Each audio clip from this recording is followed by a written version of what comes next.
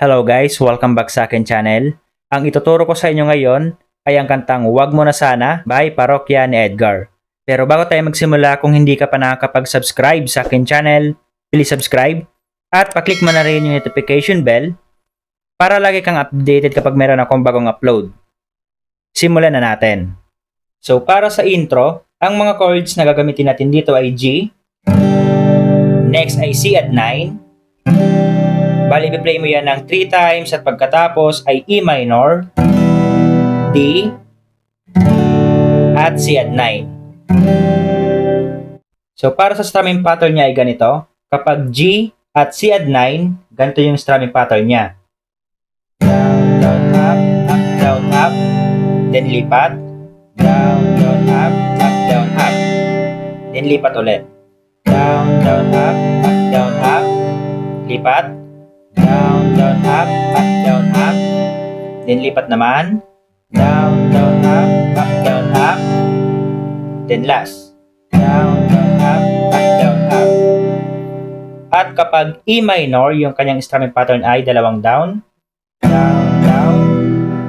At kapag D ay up, down. Up, down. At kapag C at 9, isang down na lang. So, ganito siya kapag tinugtog ng mabilis. Ulitin natin.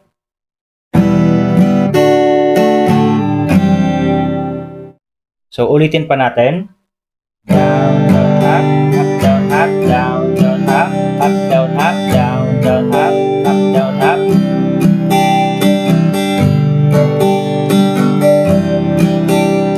Then E minor.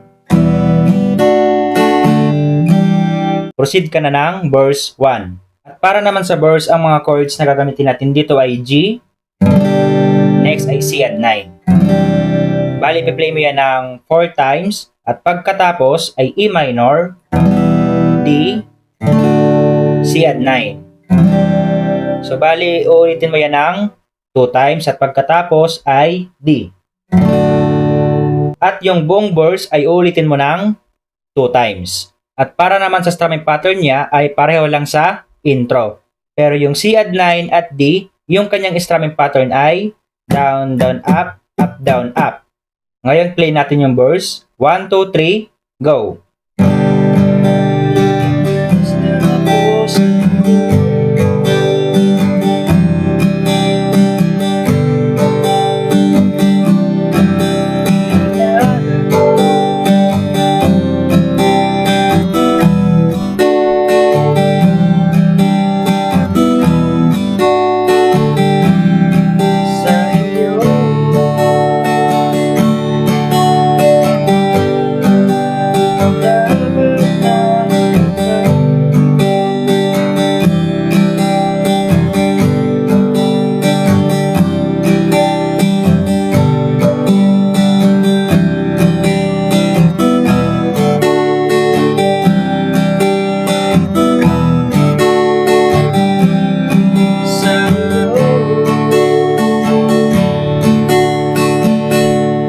So, after ng verse ay proceed na tayo ng chorus. Yung chords natin dito ay E, next ay G sharp minor. So, yung easy version niya ay pwedeng ganito. Next ay A. Bali, i-play mo yan ng 3 times at pagkatapos ay F sharp minor. So, yung easy version niya ay ganito. So, kung hindi kaya, pwede naman ganito. Next ay A. Next ay B. So, yung easy version niya ay ganito. Next ay E. Next ay C. And last ay D. At para naman sa strumming pattern niya ay ganito. Down, down, up, down, up. Ngayon, play natin yung chorus. 1, 2, 3, go!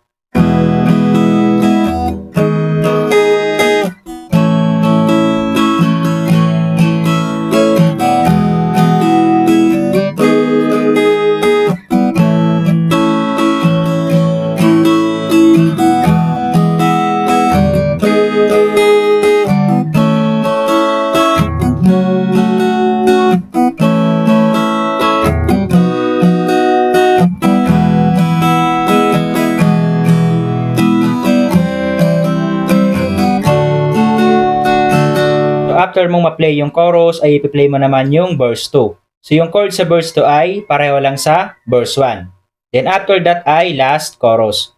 So dito, medyo may iba ng konti yung chords. So sa last part niya is A, B, then C sharp minor. So ganito yung easy version niya. Next ay A, B, C, D, at E. So yung strumming natin dyan ay yung down, down, up, down, up. Ngayon play natin yung last part ng chorus. So ganito siya. 1, 2, 3, go! Oo na.